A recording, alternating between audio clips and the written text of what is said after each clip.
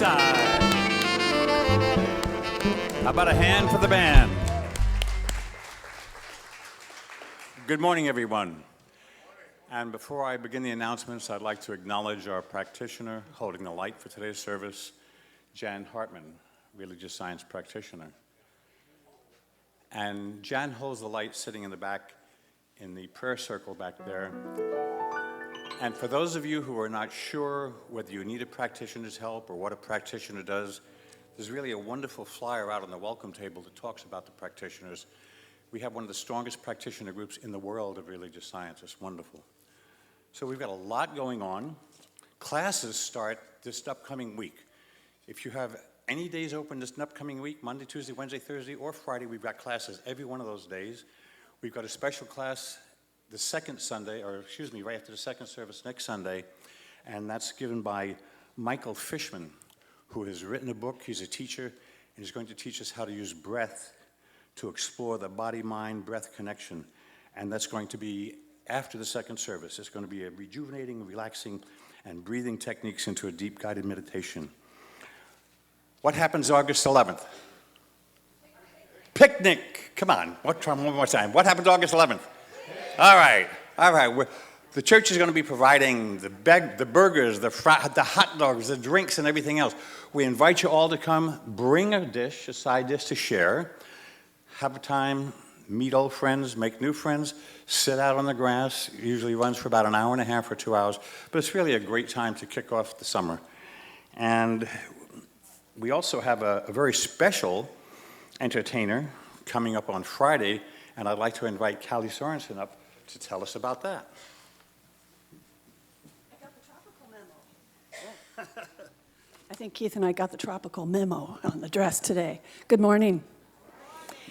We are really blessed with music here at Seaside, and one of my personal favorites is Peggy Lebo.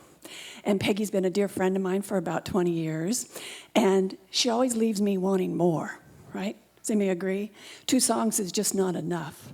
Well, 17 years ago, Peggy and I teamed up for one of my women's ministry events, and we did a girls' night only musical extravaganza that we're still talking about. So we're bringing her back. I think after 17 years, we're way overdue.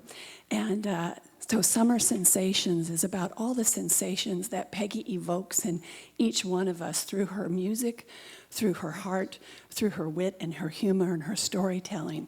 We've added an extra half where she's pulling in her whole band, and we're going to do some dancing and movement. It's girls' night out only. Something wonderful happens when it's just the girls. So bring your daughter, bring your granddaughter, bring your neighbor, bring your sister, bring the woman sitting next to you, but please do come and join us Friday night, 7 o'clock, right here. Thanks. One of these days, we're going to have a guys' night out, too. I'm going to put that together. All right. At this time, I'd like to invite all of you to stand up, say hello to your neighbor. Say hello to somebody that you don't know. Say hi to somebody for the first time. Take care.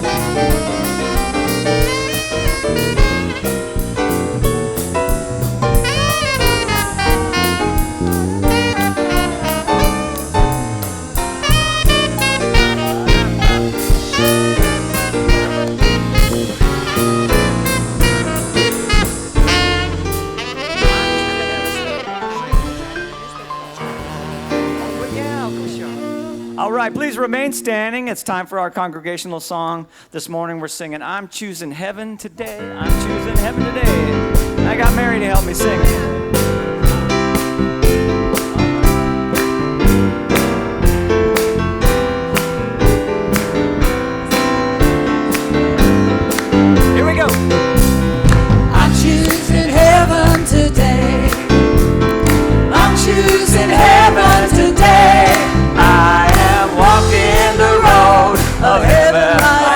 Singing, I'm choosing heaven today. I'm choosing love. I'm choosing love today. I'm choosing love today. I am walking the road of heaven right now. Singing, I'm choosing love today. I'm choosing grace. I'm choosing grace today. I'm choosing grace today.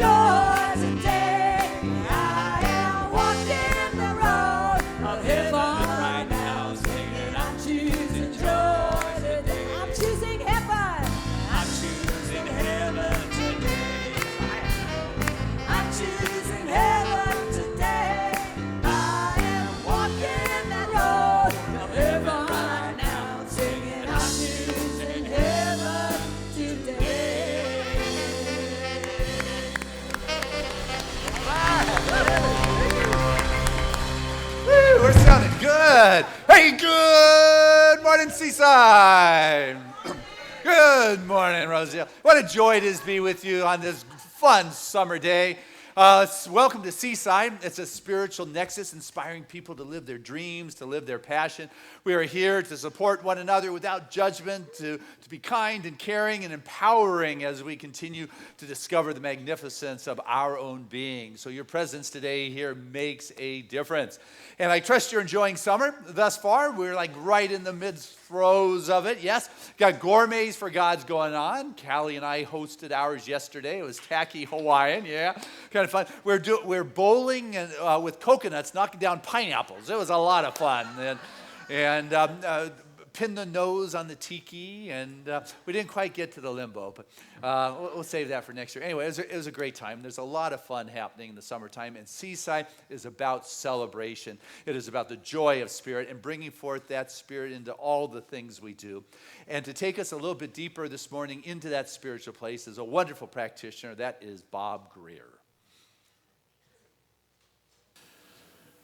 Just invite you to open your hearts and step into this silence for a few moments.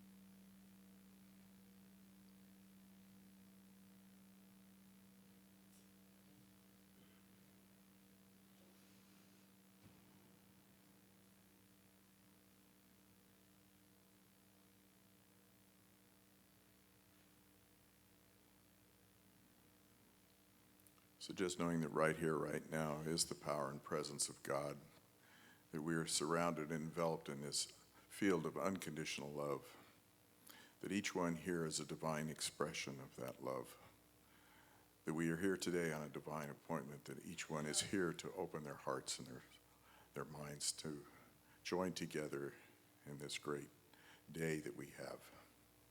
So grateful for this opportunity to be together. So grateful to connect to the truth. And I simply say, and so it is.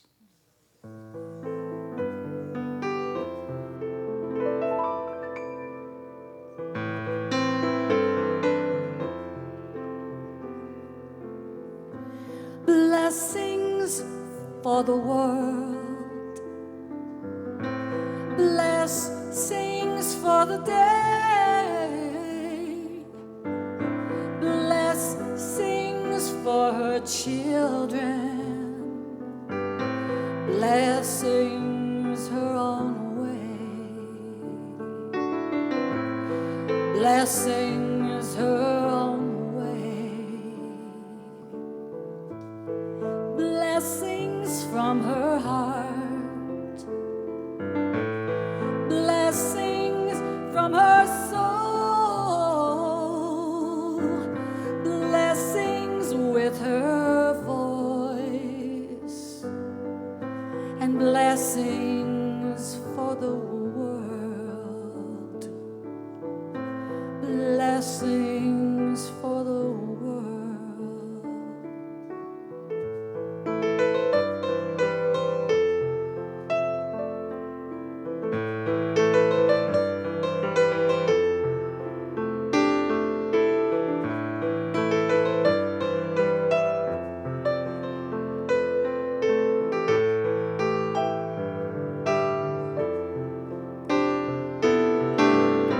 Blessings, all that's good. Blessings for what could be. Blessings with her love. And blessings to me. And blessings to me. Blessings to me.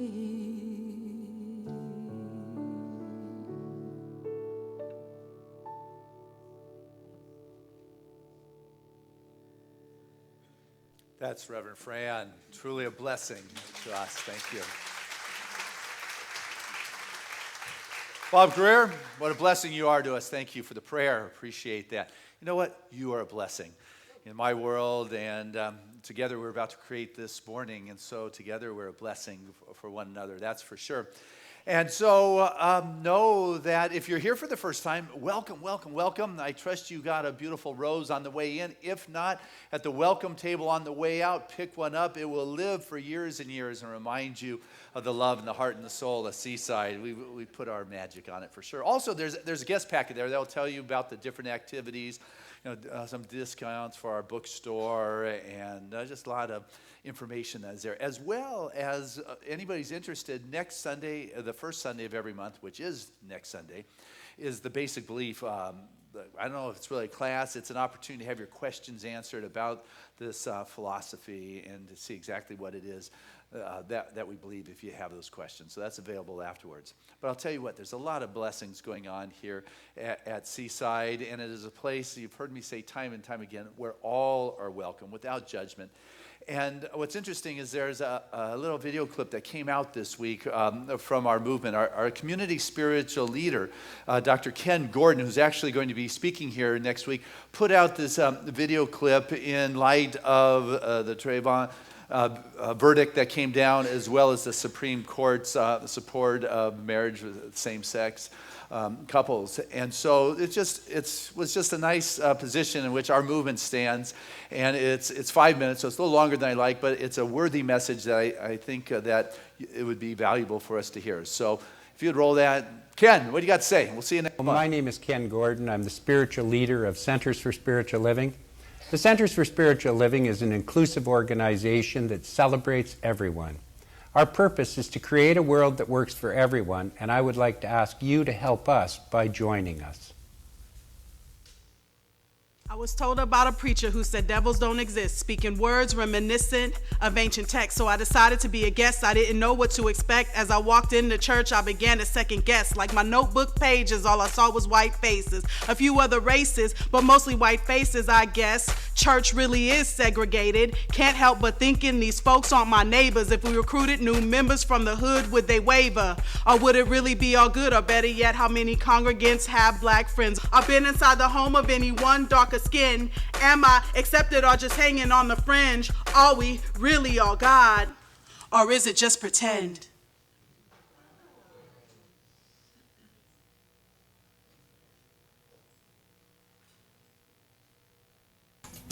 I've heard my minister say that there's nothing new about a New Thought church. I love it here because I can practice my Eastern wisdom traditions like in the Gita and the Upanishads and the Vedas and still feel welcome. One God, many paths. 2 years ago, I transitioned my gender from female to male while attending the center. I was received with tremendous interest, love, and support. I'm so grateful to have a center that not only accepts differences, but celebrates them. I've been a member here for over 10 years, and what keeps me devoted is the creative, engaging way spiritual principles are taught. It's the presentation of truth from many points of view, the Christian, the Judaic, the Islamic, the Wiccan, and others, that makes this center so dynamic. CSL has helped me to become a more powerful man, and it's truly deepened my relationships, both at work and at home. And when I walk out of a Sunday, I feel empowered that there's nothing in this world that I can't achieve. Dahil sa simbahan ko, lumakas ang relasyon ko sa Diyos. Thanks to my newfound strength of faith, I'm closer to my family, my career is more satisfying, and we can't wait for the next chapter of our lives as we start a family, because we know we can do anything with our community and this church. Soy entera, completa y perfecta. Y aún así le mandan a su cuarto. I love coming to CSL because I'm always accepted here. And I love going to teen group because we always talk about real stuff. And when I set my intentions, stuff happens. You know, as a child, I had to go to church every Sunday. And when I was old enough, I stopped going. And I went twice when I was in the military. Once when I was lonely, and once when I was frightened. And a friend said, "This is my kind of congregation." I didn't know how he knew that. And we went, and it was true. Now I feel so comfortable here. Growing up Jewish and experiencing prejudice, I feel so accepted and loved in this congregation. They celebrate diversity. Fabulous. Upon arrival at the center here, I found a welcoming presence, a spirit familiar to me, one that knew me, accepted me, knew my place and where I was from, and continued to guide me upon my path. I love this philosophy, the teachings of the Center for Spiritual Living. It is life-enforcing principles that make my life a lot better. Yes, I agree wholeheartedly. And what I really like about this church is its dedication to the community. I grew up in a Mexican-American family with the teachings and beliefs of the Catholic Church. And when I came to CSL, I found that they were open to all religious backgrounds and all cultural backgrounds. And I found a real connection with their message of being open-minded, non-judgmental, and loving oneself. Growing up Japanese American in the Buddhist temple, I instantly connected with the principles and teachings of CSL. I come to CSL not only because it respects my Buddhist beliefs, but also because I'm able to express my spirituality in more practical and relevant ways. And when we came to CSL as a couple, we were welcomed and we were not judged. And we really do love the message that CSL gives to everyone. I come to the center because of its diversity, not in spite of it. I've also been in recovery for many years, and I feel welcome here. I feel that I'm not judged. In fact, being in recovery, I feel honored here. There are many people of all stripes, of all colors, of all religions, wide variety of experience, and we all bond in the love of Spirit. And that's why I come here. I am celebrated here. I'm celebrated here. I am celebrated here. I am celebrated here. There you go.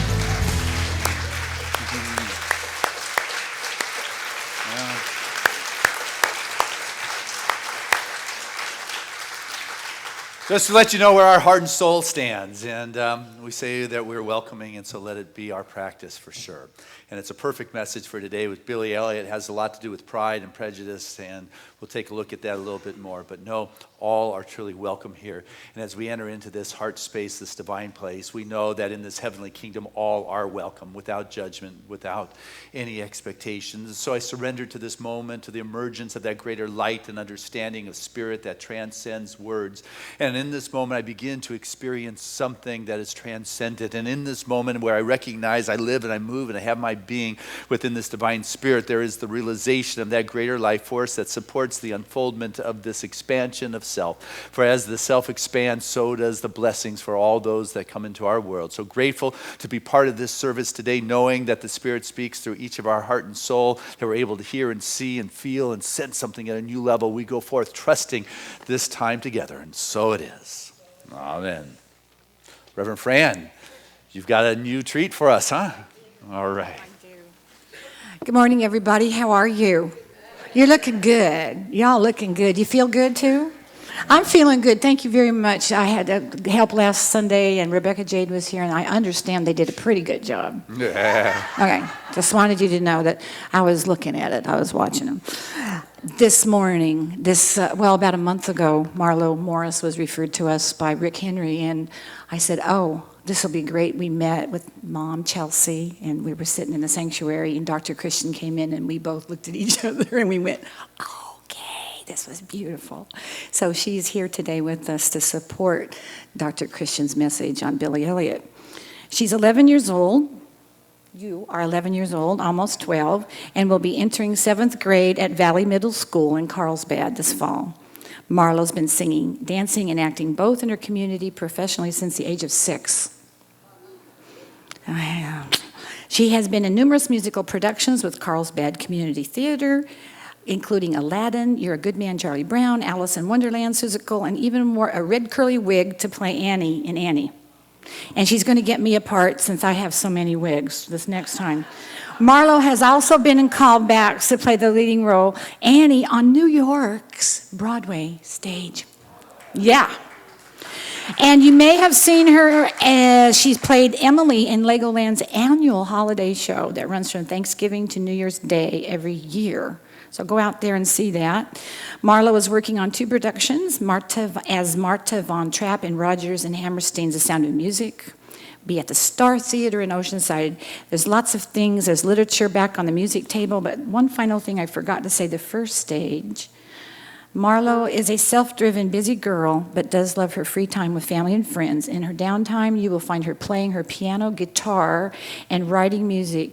She says, "My life is a stage, and when I am performing, I am living." Would you please welcome Miss Marlo Morris?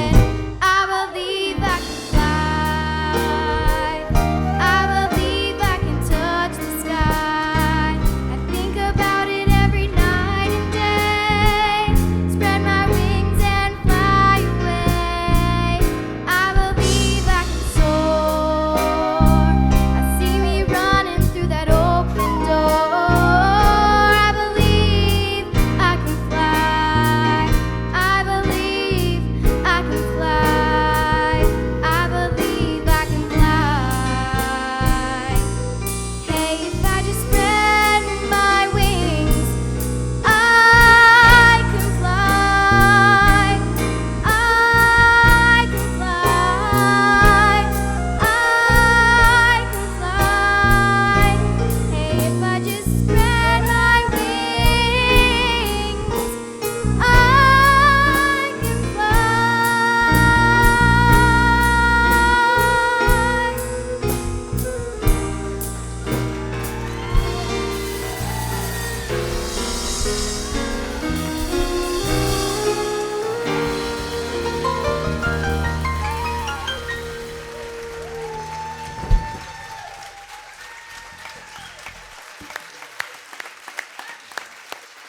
That is Marla Morris. Yes, you can. Yes, you can fly. Oh, thank you so much for flying in our presence. That is Marla Morris.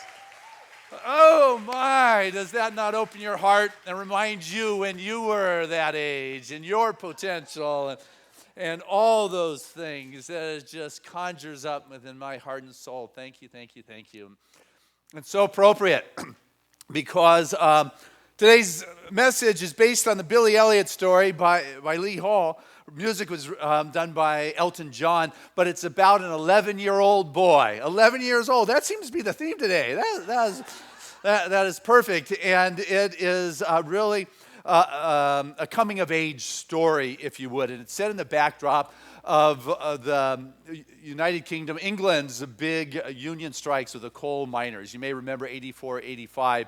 It was global news, the strike that was going on. The union refused to work, and Margaret Thatcher was determined to break the union. And so it is just nasty. There was violence, there was beatings, there was riots, there was riot police, there were people being jailed. It was just a nasty, dirty experience. And this particular story is in northern England, so I couldn't even understand the guys when they're talking half the time.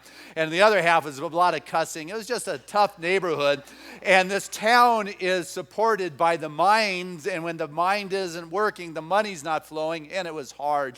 And so you have Billy Elliot, this 11-year-old, in a house having to sleep with his brother, small room, and his brother works in the mines because his dad worked in his mines, and Billy and his brother just lost their mom, and there's dad, Jackie, a widower, and his brother, Tony. And Tony and his dad were just caught up in the anger and the resentment of the mines going on, and there was just not much money, so people are eating in the food kitchen, but somehow Dad was able to, stir up like 50 pence to give his son Billy Elliot to go to the boxing lessons. And boxing is what was in the family. That's what his dad did. That's what his dad's dad did. That is what his brother did. And this is what is important. And Billy would go to the boxing ring, and he didn't want to box. Punching people in their face was not what made Billy happy. And the boxing coach would yell at him, "You're a disgrace to your family. You're a disgrace to the Elliot name. Punch the guy, would you?" And the kid just would refuse to do it. He'd get knocked down. And it was not a good scene for this little kid. And after the boxing lessons, there was a ballet class. And Mrs. Wilkinson, she's as tough as the guys. She's teaching the girls smoking her cigarette, just, cussing at them, not really caring too much. It was her gig.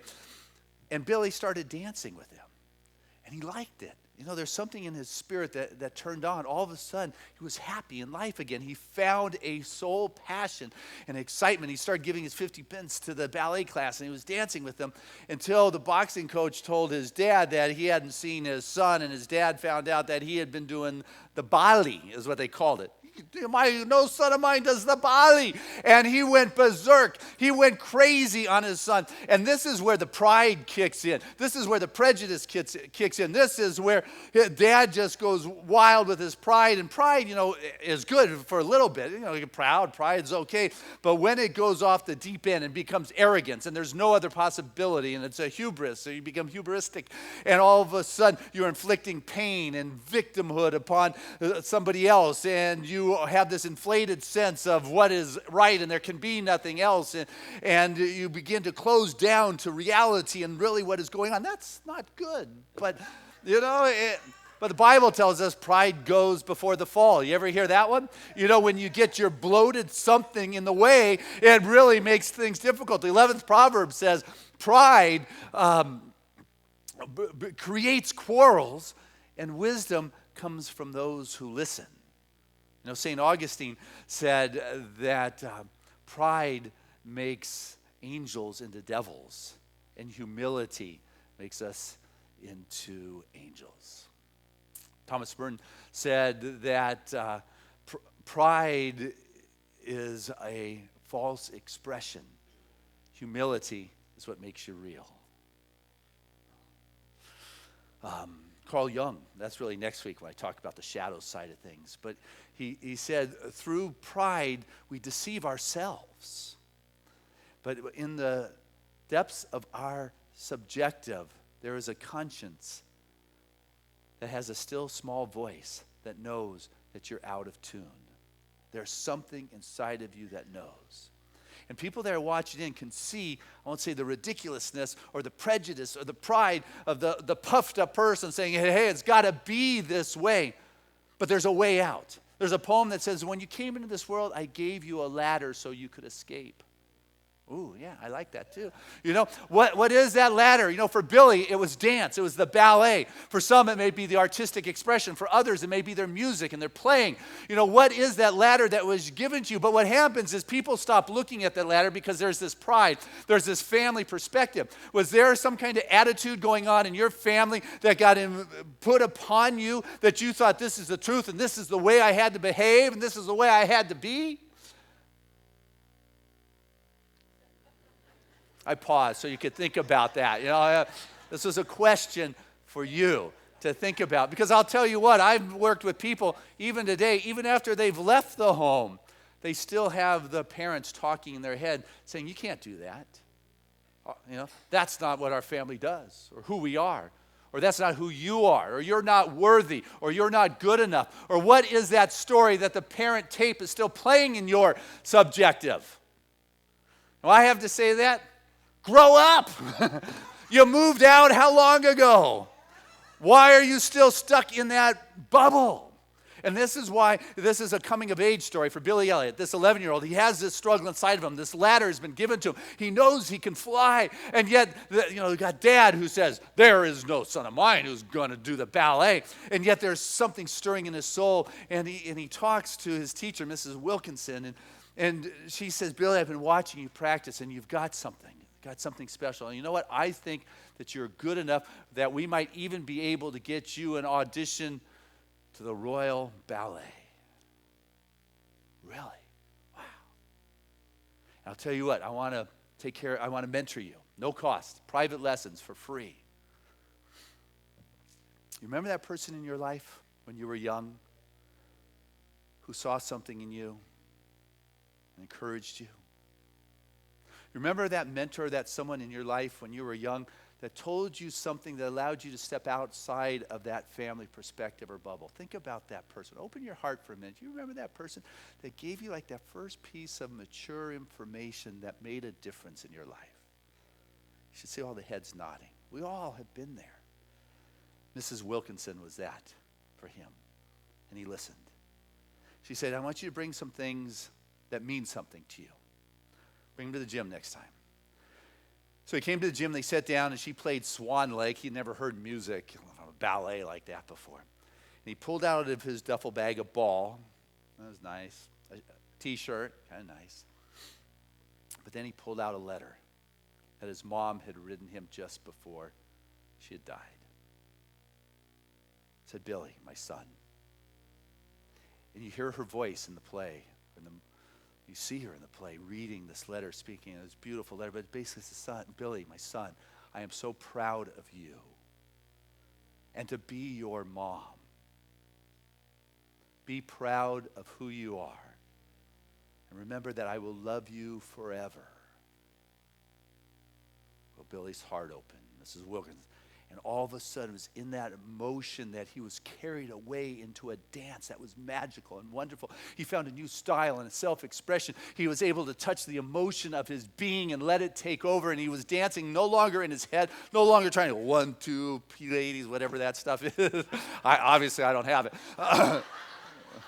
But there was something that just carried him away, and all of a sudden the magic came on, and he began to develop his craft and his skill. And the day came for the big audition, and they're in northern England. They have to take the train. It's quite a journey and expense to get down to London. but she was ready to take him. He was to meet her at the gym that morning early for this audition down in London. And that night and that day, there was the strike. The riot guards went berserk. And his brother, Tony, was taking a hammer to go out into the front lines. And his dad said, "You can't do violence. We're not." And he refused to listen to his dad. And his dad punched him. He walked out of the house with anger and the violence, the upbringing of the violence, and went onto the front line. And he just made a mess of things and got thrown in jail. And so what happened on this morning, that Billy was going to go to this audition, unbeknownst to his family, his dad said, "Billy, you're coming with me. We've got to bail your brother out of jail." And he missed his break. He missed his opportunity because of the family violence, the family history, the family bubble, the family behavior. There's left Mrs. Wilkinson sitting in the gym, no-show Billy. She decides she's going to take the matter into her own hands. You ever have anybody stand up for you? And so just about the time Dad, brother Tony, beat up, bloody, just bailed out of jail, walking home with Billy tagging along, and you just feel the tension. Just bailed your kid out of jail, behaving in a manner who's really supporting your cause. I mean, here's this guy who's really the spiritual leader of this union of the mine workers, holding the whole group together. The inspiration, his son out there on the lines, getting thrown in jail, doing the dirty work, and they've stand as a united front trying to break the government's hold on them, and they've just got this energy coming, and up comes Mrs. Wilkinson, say, "Hey, you know what? Because of your behavior today, your son missed an opportunity of a lifetime." And he said, "What? We didn't know anything about this. And there is no son of mine who's going to be dancing in the Bali. I don't want to be considered a poof." So I never heard before. He said, "Lads in this town, they play football, they box, they wrestle, they don't do the ballet. Get out of here."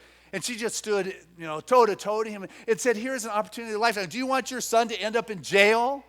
Do you want him to be working in the dirt and the filth of the mines? Or do you want to give him an opportunity to go to the best school in our country under a scholarship, doing what he loves? Do you want to give him this opportunity that so few people in this town ever receive? He is that good." And Tony, the brother, just had it and humiliated Mrs. Wilkinson, threw him out. And that was the end of his ballet for a while. But I got to tell you, when plan A runs out, there's a plan B. Plan B doesn't work out, there's a plan C. Plan C doesn't work out, there's 23 other letters you can get a hold of. That doesn't work. Japan, and they have over 200 more letters to choose from. It's, unless you're at the end of the road, you can always change your paths.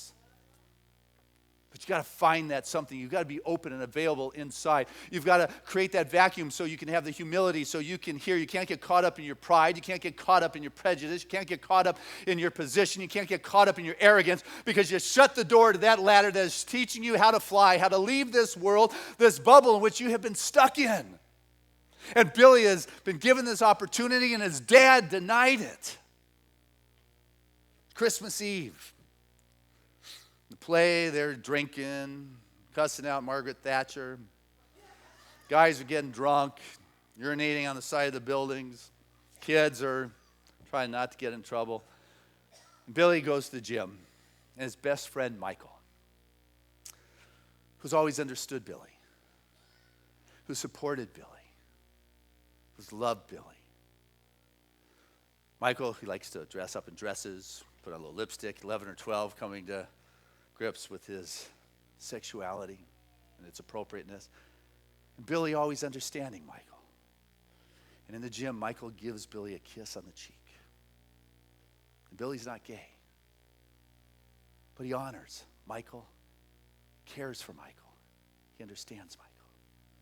And he takes that moment as an opportunity to dance for Michael and only Michael, for no one to see but him. And on this stage production, it was spectacular. They brought out a 25-year-old Billy dancing with the 11-year-old Billy on the stage. It was just the magic. And the older Billy would throw him into the sky, and they'd have a cable, and he would float and do these spins in the sky and tumble. It was a magnificent scene of ballet where the audience just stood there with their mouths hanging open, spellbound, black except for these two white figures, except who walks into the gym at that time is his dad, whose mouth also drops open. It says, "Oh, my goodness, I've been wrong. My son is good at this." And when that performance is done, tells Billy to go home.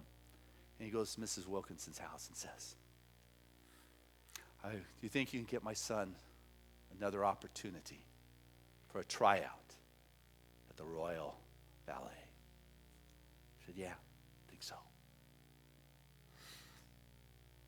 He said, "I don't know how I'm going to get him there. It's very expensive." She said, "I'll take him. Yeah, I was going to. I'll be happy to take him." He said, "No, it's my son, and I will take care of it." There's the pride again, kicking in. Somebody's reaching out to help you, and you say, "Screw you, I'm going to take care of this myself." Like, come on, didn't you get it? But no. So here's Dad with no money and no opportunity to really create money other than to try to cross the picket line, and they despise the scabs. They egg the scabs. They just make life horrendous for the scabs. And here's Dad. The only way he knows how to make any money is to cross the picket line and defy all of his brothers, his son, and everybody who's been standing in solidarity to break the government's position to cross it. He has to decide, do I cross that picket line to give my son a chance, or do I stand in solidarity with the crew? What would you do? See, that's one of the life questions. What would you do? Dad tried to sneak in behind the lines. And as he was going into the mines, his older son, Tony, saw him. Just screamed, "Dad, no." A shriek of horror. "What are you doing?" He went and grabbed him. And the scene is just emotion-provoking as they held each other and cried. And the men from the line surrounded him and said, "You can't do that. You've stood. You've created. We've done this together. You can't violate this." And he just sobs, "My son."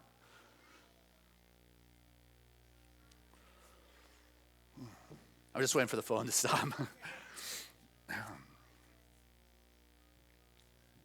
That's not Swan Lake, is it?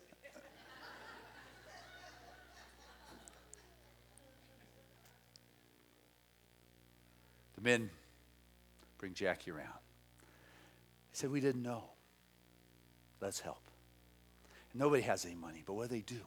They take the last few pence out of their pocket and they pool their resources. They have no money, and yet somehow they pool as much money as they could get together. All of a sudden, Billy's come out of the closet, Jackie's come out of the closet, my son dances. It's like, and you know what? He has a chance to go to the best school in this country, and I'm going to do it even though it's against everything that I think is manly. And they come together and support. Now, there's hardly anything there. They couldn't buy a train ticket. So Dad remembers in his top drawer his wife's jewelry, her wedding ring and her watch. What do? This is an opportunity for Mom to support her son one more time. That's right, he sells it. They get the ticket and they go to the Royal Academy of Ballet. And I got to tell you, these kids from the Northern England mine workers are so out of place. You've got this sterile marble building, halls that echo, sophistication, elegance, culture dripping from everything. And little Billy sitting on the bench with his dad, who's as uncomfortable as he is, and said, "Dad, I'm scared." And his dad says to his son, gives him some wisdom, "I am too. People are always scared. But you go do it anyway." And with that, he goes in, he comes out, "I can't." He says, "You get in there, son." And Billy dances just an amazing way, just very impressive. But yet there's the edge, of what's going on up north, the fighting, the home, the inbreeding, the pressure of everybody. He's down in the locker room changing. There's another 11-year-old kid kind of bugging him, not egging him on, not a confrontation, but Billy just like, leave me alone, and doesn't know what to do, and he just punches him in the face. That's his culture. That's what he's brought up with. He does not know how to behave in another way. And so the next scene in the stage is Billy and his dad sitting in the interview room with the panel. They said, Billy, you danced well, but you need to know this school has zero tolerance for violence. What do you have to say for yourself? Nothing. You have any questions for us? Nothing. So, okay, very well then, Billy. We'll let you know. We'll send you a letter. Thank you very much. As Billy's walking out the door, just as he gets to the door, you hear a voice. You can't see it. It's the lights in the face. Like you're in. Billy, what is it like when you dance? I don't know. It's hard at first. But then all of a sudden, there's something that moves inside of me. There's like a fire that takes over, and I disappear. It's like electricity. It's like there's electricity, there's a current, there's a fire that is moving through me, and I lose myself in the dance. It's like he's describing a mystical experience here. It's like what it's like when you sit down, you don't get, and then all of a sudden you're gone, and there's an electricity, there's a power, there's an energy that is moving through you. It's happening to him in dance. I mean, that's why dancers, they say you practice, and you practice, and you practice, so you can lose yourself in the dance. The musicians, they say they practice and they practice and they practice so they can lose themselves in the performance. With meditation, you do your practices and your practices so you can lose yourself in the meditation. And Billy describes this moving experience of what it's like to disappear and have electricity just carry you away where you're gone. You become that.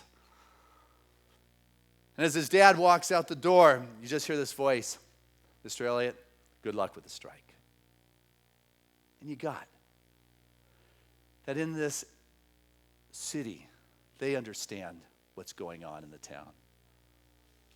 In this cultured arena, there's some kind of education that allows people maybe to have the humility enough not to be the small-mindedness and to understand maybe some of the dynamics that were going on at home and the pressure of the mind strike.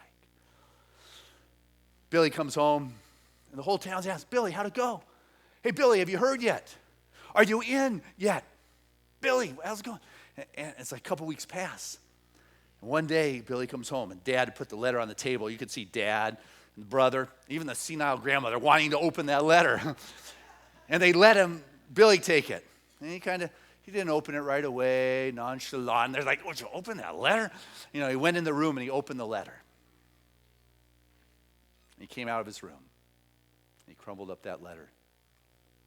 Threw it in the trash can.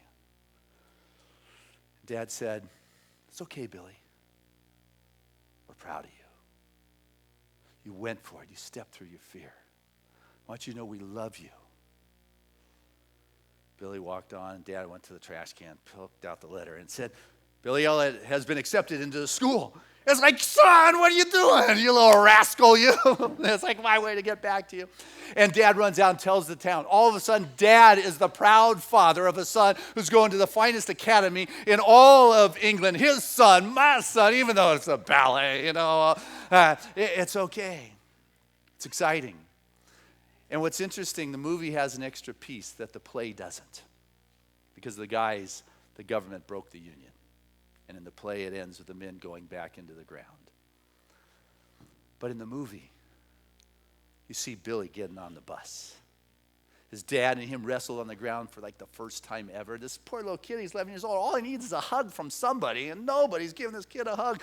They finally wrestle. And the bus is getting ready to pull out of the station. You see Tony, who's always yelled at him, was nasty and mean. His older brother, you could just see through the window. You couldn't hear him. You could just see him mouthing the words, Billy, I love you.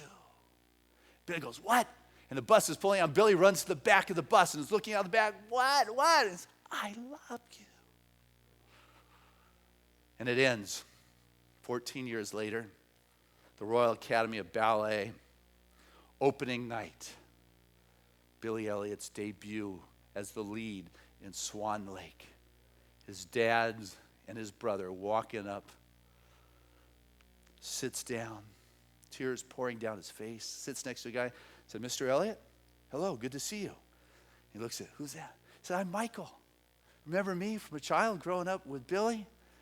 And there's Michael sitting next to his partner, two beautiful young men. And with that, Billy Elliot goes leaping out into the stage doing Swan Lake, and it freezes, just filled with electricity and the power. Electricity. There's something inside of you that is magical. It's wonderful. Marlo, you want to sing the song Electricity to us? Here is a girl that is filled with electricity, one who can lose herself, who has climbed that ladder to find that she is that place between which two worlds meet, the heavens and their gifts, and this world of form.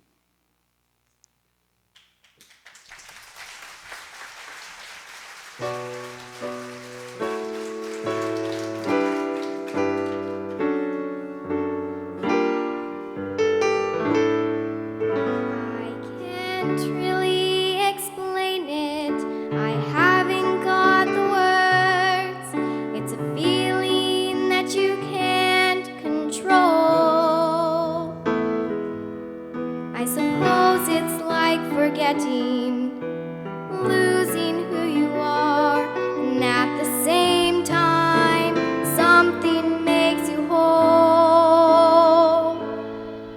It's like that there's a music playing in your ear, and I'm listening,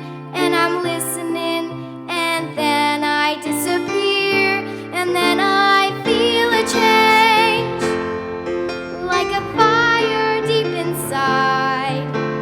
Something burst in me, wide open, impossible to hide.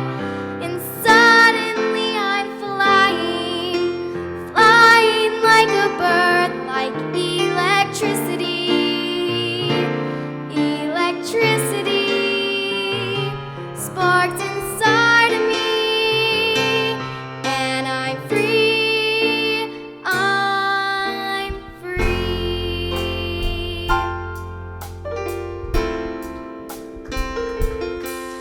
It's a bit like being angry. It's a bit like being scared, confused and all mixed up and mad as heck. It's like when you've been crying and you're empty and you're full. I don't know what it is, it's hard to tell. It's like that there's a music playing in your ear, but the music is impossible, impossible to hear. But then I feel it move me, like a burning deep inside. Something burst in me, wide open, impossible to hide. And suddenly I'm flying, flying like a bird, like electricity. Electricity sparks inside of me, and I'm free.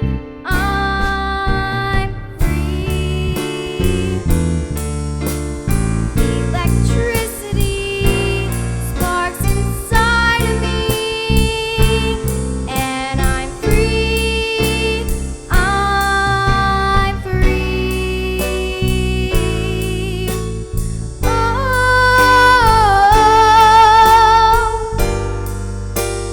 I'm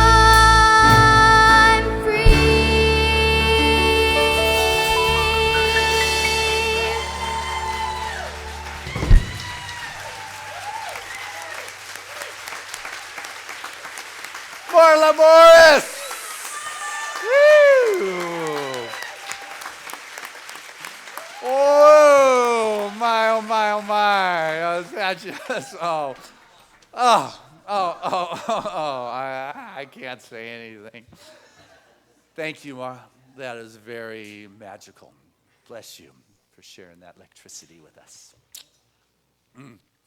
Hey, this is the time of our service where we have the opportunity to share our love, to share our joy, to share our appreciation. This is the moment where we pause to share our financial contribution and support. We get to be that activity of that abundant flow that moves in our life, because as we give, it comes back. It's not why we give, but rather we are becoming the activity of that abundant flow itself. And it's as we begin to be that, we find that it continues to show up in our lives in those ways that are right and real and relevant. So I invite you to look within your heart and your soul and to listen to that and to give from that place. And with that, I want to invite all of our ushers to come forward as we take it from that place of love and know it's received in that way. And I want to say thank you to this wonderful crew. And thank you to those who mail in your contributions when you can't be here on a Sunday, because we have to keep doing the financial thing here. And so bless you that remember us with the auto tithe, that regular systematic support from your world into Seaside's. And I share this prayer of gratitude with the most generous of spiritual communities, knowing that this is a blessed moment where the fullness of the divine expresses here and now through each and every one of us, that we become that very vortex of the abundant flow of Spirit, knowing that the grace of God has its way in this moment, and feeling the sense of peace and security and well-being that comes to know that there is this infinite reservoir that is forever seeking to pour forth its blessings as our very life, that we can feel that tap of that great idea, of that great electricity, knowing that there's a ladder that can allow us to step free from that hole whenever we are willing to step out of that bubble of those subjective beliefs of the scarcity or the struggle, and know that there is so much more in this world, that there's enough to fulfill all that desires come from our heart. So living with a sense of joy and circulating and being in that flow, I know right now that each of us lives with a great sense of ease in this abundant flow of life. And so it is. Amen. Together, let us say the sharing of our tithe and offering, which is Spirit continues to bless my world. Gratefully, I live as the giving expression. It's opening the floodgates of the affluent flow of greater good as my life now.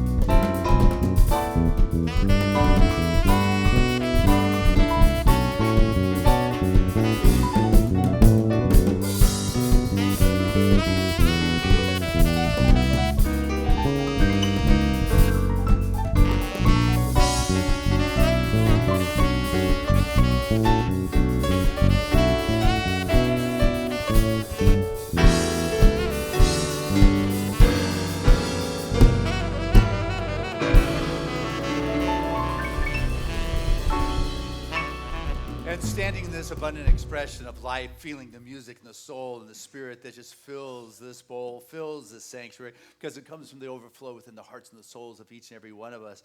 It is with a sense of gratitude that this gift of love has been accepted, is taken in good stewardship, and set forth back into the world with joy. I say thank you, Father, Mother God, for this opportunity to participate in this wonderful flow of that which is infinite and inexhaustible, knowing that has graced our life and continues to move on those wonderful currents of grace. I say thank you, thank you, thank you for living this deep knowingness, and so it is. Amen. All right, thank you. And that is Robin Mitchell, one of our board members, so thank you for doing that. Guys, way to step it up all the time. Those are boys from Seaside, a wonderful band. Keep going. Marlo, what a gift you are. Thank you so much for sharing your electricity, your passion, and reminding us that we can fly. Reverend Fran, bless you for your wonderful artistic direction and finding great gifts for us on Sunday mornings. So, giving us sound in the back. Matthew, thank you very much. Appreciate you. Marv, for giving us the visuals. Thank you very much. Timothy, for live streaming this for the world. We continue to hear the wonderful gifts it is. And know that there's CDs available right after the service. And there's a lot going on at Seaside, so take a look at the Sunday program, see what sounds good to you. This is a full activity kind of place. A lot's going on, like Friday night right here. The Seaside Sisters are getting together for a magical evening with Peggy Lebo. So women, you're looking for a special time right here. I'm told I can't come. It's like, come on. No.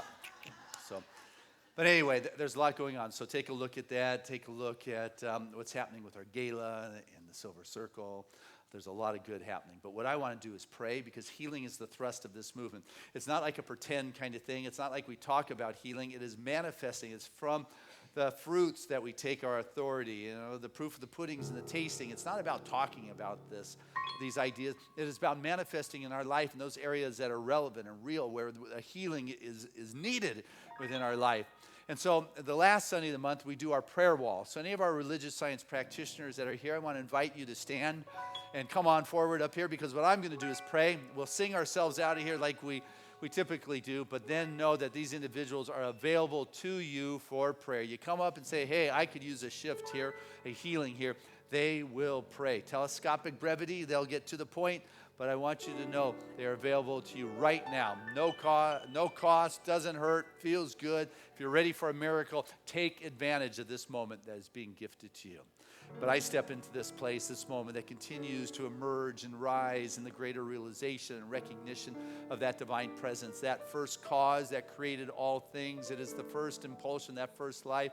And know that there is this order in which we live. There is a law that responds to consciousness. And I know right now, as I recognize that this expression of life is one of love, it is a caring, it is a compassion, it is a wisdom, it is abundance. It is the very essence from which I came. For in the beginning was spirit, and there was nothing else. And so what I know is the truth of each and every one of us is that it is spirit.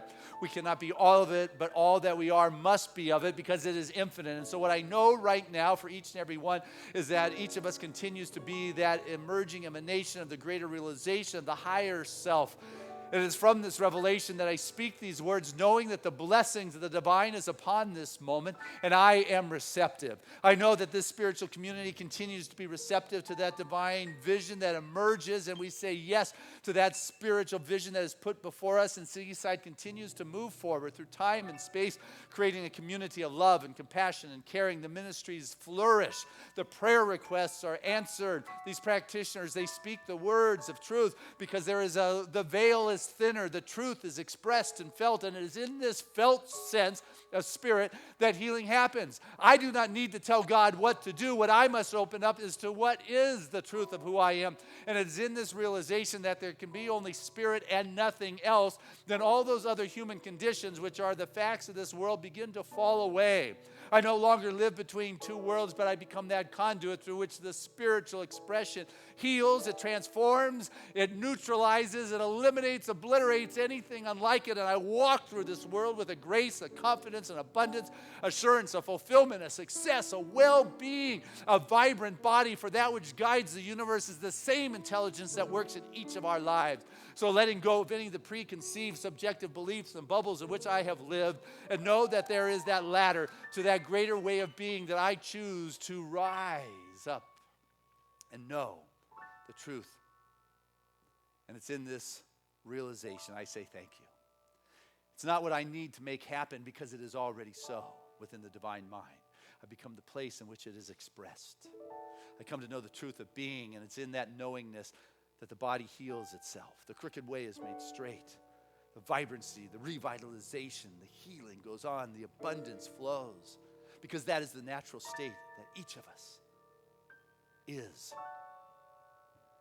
So I let go. I trust with a gratitude and appreciation and an unshakable conviction that this is the truth and that I find the courageousness inside. Just like Billy Elliot said, I'm scared and go do it anyway. We're all scared. Let that not concern you. Know that what is in you is far greater than what is in this world. You find that strength. You say yes. Yes to the truth of who you are. I'm grateful that is happening here and now. And as a collective community, we add to this community of San Diego, which adds to this nation, which adds to the collective consciousness of this planet, the peace, the love, the caring, the compassion. What is going on right now makes a difference for us all.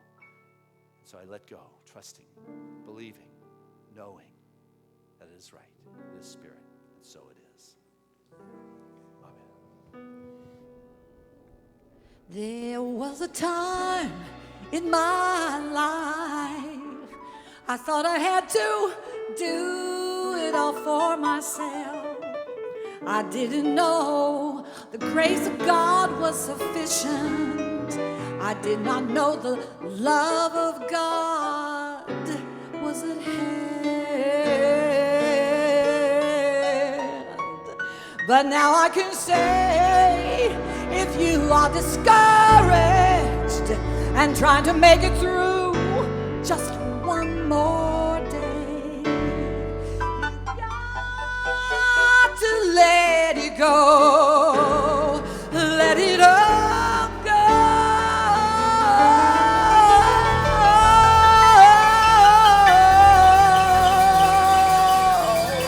And this is what we have to say. Come on! I release and I let go. I let the Spirit run my life. And my heart is open wide. Yes, I'm only here for God. You know there's no more struggle. There's no more strife. With my faith I see the light. I am free in the Spirit. Yes, I'm only God, you know that I release and I let go. I let the Spirit run my life, and my heart is open wide. Yes, I'm only here for God, and there's no more struggle, no more. My faith, I see the light. I am free in the Spirit. Yes, I'm here for God. Now Seaside, y'all sing.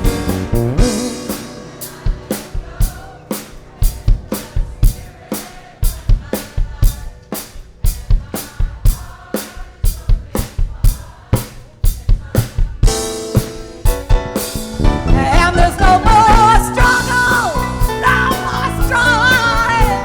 Faith, I see the light. I am free in the Spirit.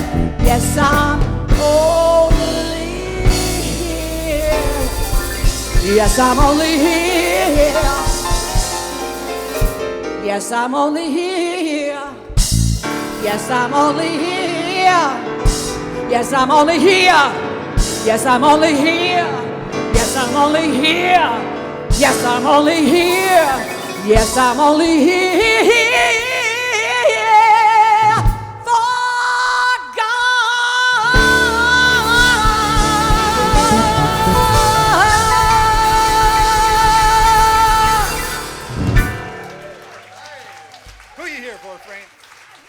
Right. Hey, our phrase for the week is, I'm going for my vision. Together, I'm going for my vision. Touch your heart like you mean it.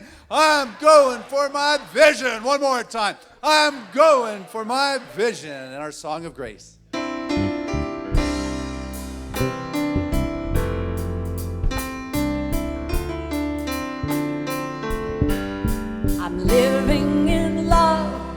I'm living in peace. I'm living my life for what I believe. Through joys and through fears, in this world I walk. God's grace shines on me, and it shines on us all. We are living in grace. We are living in grace. We are living in grace. We're living in love. We're living in peace. United we stand as one family. We honor all truth as together we walk. God's grace moves through me. Well, it moves through us all. We are living in grace. We are living in grace. We are living in grace. We are living in